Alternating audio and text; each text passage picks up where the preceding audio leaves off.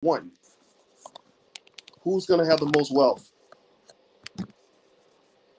The family of five or the family of one? One person working on it for 1 year or five people that have been working for 50 years? That explains wealth in America. The difference between wealthy families and unwealthy families is typically based on two things, at least two factors: how many teammates you have and how long you've been doing it.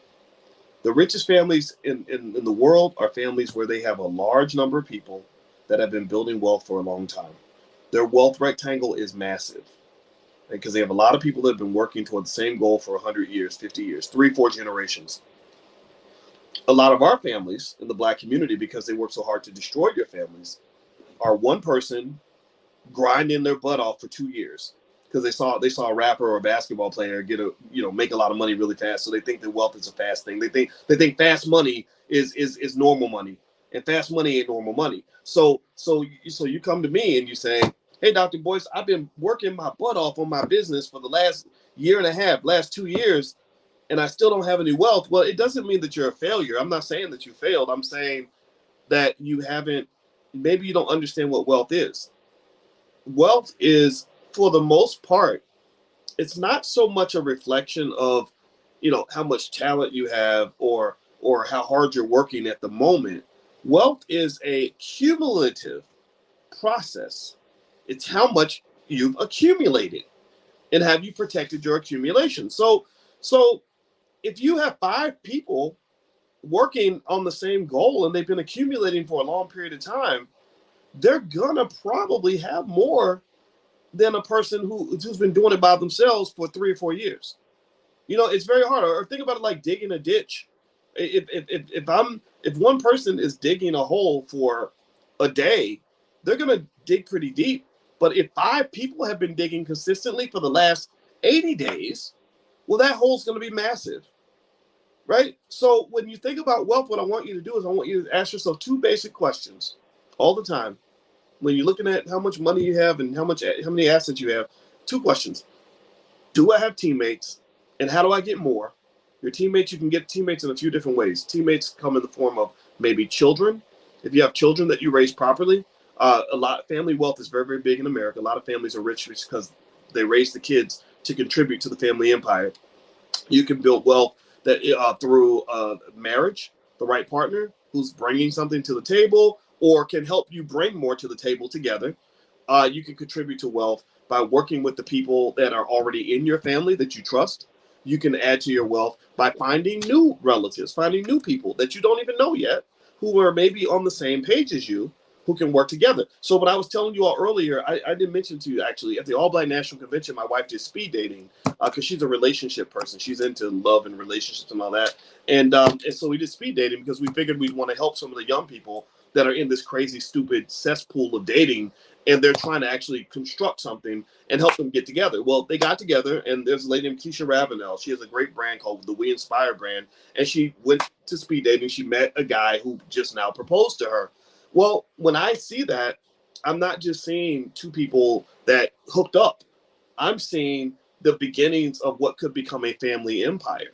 I'm seeing this idea that she's bringing something to the table, he's bringing something to the table, and then also their wealth rectangle has increased in size because they each now have a solid teammate they can build with. And so if they're building for the next 20 or 30 years, they're probably not going to be poor. They're going to, maybe they'll go off and have 2 or 3 kids together. They'll raise their kids in the same culture that they believe in. So when in 20 years, the We Inspire brand will have grown because, Keisha and her husband will be working. Jedediah is his name. They will have built up their economic empire. But then the children step in and say, Daddy, what can I do? Mom, hey, I want to work with my mom. Hey, can I be the CEO when you and Dad retire? Right? Next thing you know, in the year 2050, 2060, you have a family sitting on $100 million, right? That's where wealth comes from, and I want you to just really understand, visualize that when you're thinking about where you are economically. All right, so I'm gonna answer a few more of your questions, and then I'll answer some that are in the Q&A section. And actually, crap. You know what? And I got a meeting in 5 minutes, and so I gotta be quick here. So let's see here. Danette says, hey, Dr. Boyce, on one of your older recordings, someone asked about life insurance, and you mentioned you prefer term. You often mention that Black people need to own things. Have you changed your stance on life insurance since term is like renting and permanent cash value is like owning? Why or why not? I haven't really changed my opinion in the sense that remember I was telling you about investing, Danette. It's about just knowing what it is. So I know that term is kind of like, you're right. It is kind of like renting. You know, they can take it away from you after a certain amount of time. It only lasts for a term. But remember, the cash value life insurance, the whole life policies and all the other stuff, you're not getting something for nothing. They're going to charge you more because they're going to give you more. And so what's happened, what one strategy, one thing that a financial expert might say is that if you get term, and you keep that extra money, if you're investing that extra money on your own, you're not necessarily losing, because what you might lose on the life insurance side, you're gaining on the investment side because you're putting that money to work in the stock market. Now, the benefit of things like index universal life or whole life policies is that they kind of invest for you, right? They're taking your money. The reason that they're paying you this money and allowing your money to grow in index universal life is because they're basically taking the money and investing the extra cash the same way you could have invested your own extra cash, right? So to some extent, some would argue it could be a zero-sum game. I'm not saying that you should pick one over the other. Again, it's like a preference thing. It's a matter of saying what pathway is most convenient for me based on what I'm trying to do. So, index universal life, I think, is really good for people that have a hard time saving, because you get this policy and all you do is you're paying the policy every month. And it's a little bit like paying a mortgage. Every month you're accumulating this cash value. It gives you financial security. It's money you can borrow against, money you can withdraw, all these things. I think all that's great. So the question is, in the wealth accumulation process, as I was mentioning to you guys earlier, wealth is an accumulation process. So the question I want to ask you today, and I want you to carry this away with you, is what are you accumulating? And what space in your life are you pouring into something every day that is going to accumulate into something bigger, right? You're used to doing that with family, right? Every day as a mom or a father, you're pouring into your kids, and that accumulates into a lifetime of love and loyalty that they're going to have for you when you get older, because you poured into that. Every day maybe you're pouring into your health because you're getting up and you're going running every day and you're eating right, right? Maybe you're pouring into your knowledge, right? You're sitting here and we're talking about economics. Well, you're pouring into your knowledge base. You're going to be smarter than everyone else because you're pouring into that, right? Congratulations. Good. That's exactly what you're supposed to do, right? So economically, what are you pouring into that's going to give you long-term value? So an index universal life policy could be like that. Your savings account could be like that, although I don't recommend it because inflation is so high, it's eating away at your money. Your consistent $5 a day in the stock market could be your accumulation process. Your mortgage is your accumulation process. Every time I pay my mortgage, I own a little bit more equity, right? So figure out what your accumulation process is. I think that's the biggest goal. All right, next question is from Fabian. Fabian says, I'm already invested in the stock market, but not sure if how to properly invest. I use Charles Schwab to manage my portfolio. How do I find company protections to make better decisions when choosing companies to invest? Well, I think if you're using a company like Charles Schwab, the benefit of something like that, as long as the fees aren't that bad, and I don't think Schwab overcharges or anything, is you don't have to think about it, and they are pretty good at picking solid companies long term.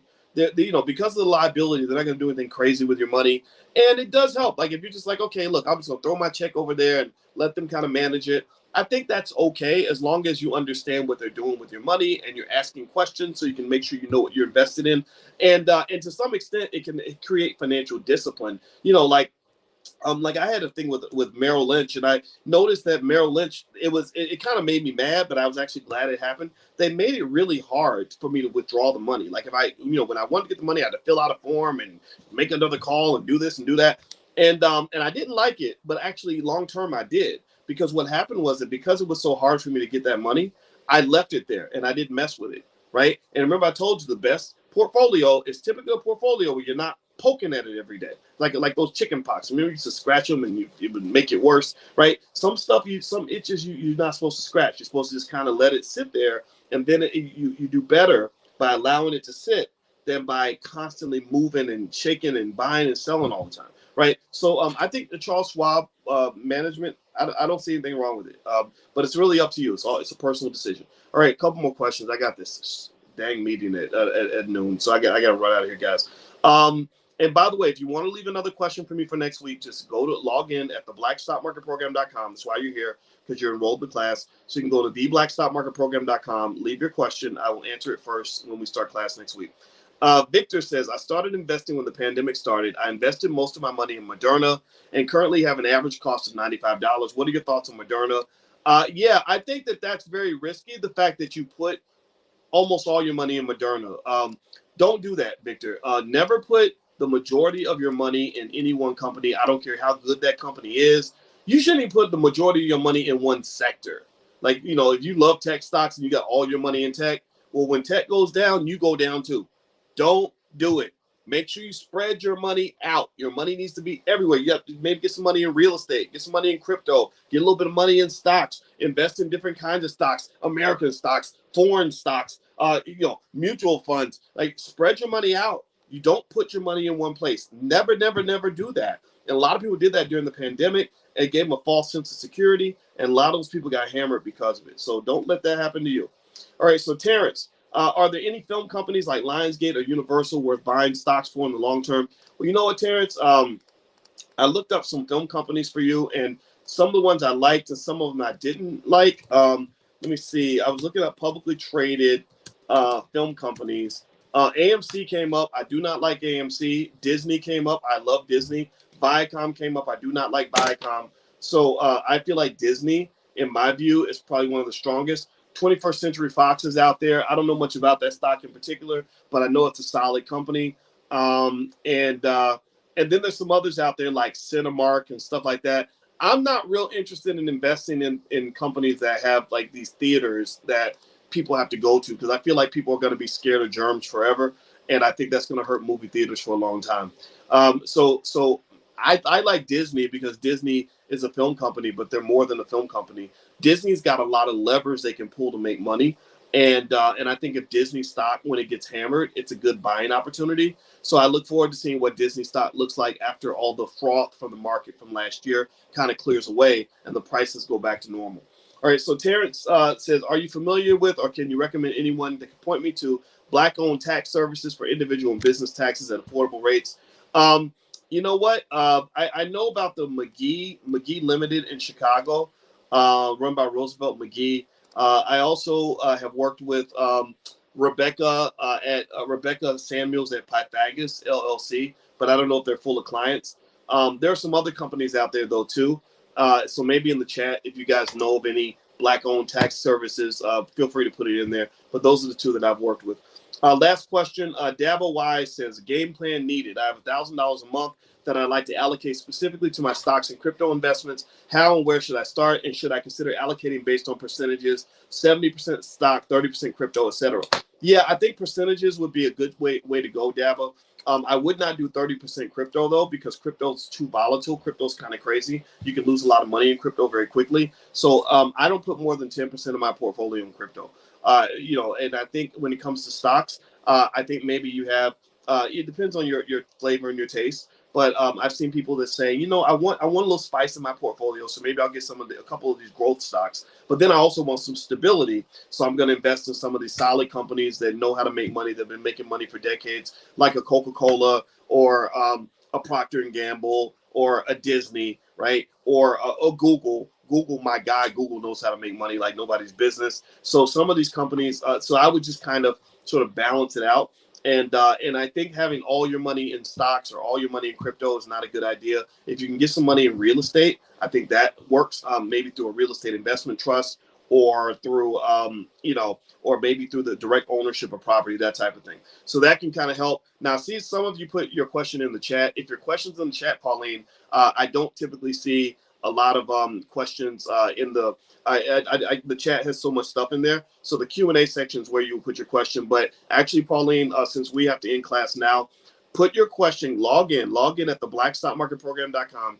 At the top of the curriculum section, there's a link that says, ask Dr. Boyce a question. So what you do is you hit that link and it takes you to a form where you put your question in there. And I promise you, Pauline, for next week's class, I will answer your question first. In fact, I will look for your name. If you asked a question last night, it might have been during a during a podcast or something. The podcast, I don't have time to answer all the questions. And also remember, my students, I treat my students differently than the way I talk to the general public, to be honest with you, because I know you guys are supporting the Black Business School. So I give you something different from what I give the rest of the world. And I'm not ashamed to say that. You guys are special to me because you're supporting us. So we're going to support you. That's why when you put a question there, you ask me about a stock, I will Google and research that stock and give you my perspective on that stock. Or your cousin's liquor store you want to invest in, you're not sure about it, you can put that information in there, and I will give you my 2 cents on it. So that's something special I do for students that I can't do for everybody, because I have a million people that follow me,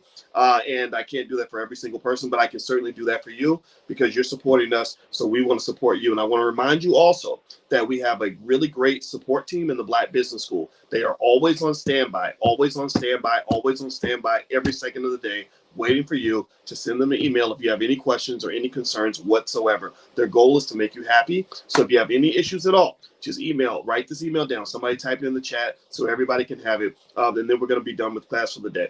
It's support@theblackbusinessschool.com. That's support at the THE. Don't forget the THE. We are the Black Business School, not a Black Business School. We are the Black Business School. Support@theblackbusinessschool.com. You email them. They will answer your question. If you're trying to get in touch with me or get in touch with my business manager or something, you can do that. Also, don't forget, if you have, sometimes people have a business idea they want to pitch to me, or they want me to talk to them in more detail, like, sort of in depth, like face to face. We also have level up conversations, and but only 8 people come into that room because I need to be able to focus on a much smaller group of people. So if you're interested in a level up conversation, you can actually, I think on boycewatkins.com, you can check to see if there's space available for the one that we're going to do this week. I think we might be filled up, but we may have space. So if you're interested, feel free to go to boycewatkins.com, or you can email support@theblackbusinessschool.com. They can send you to the next level up. All right, guys, I got to get out of here.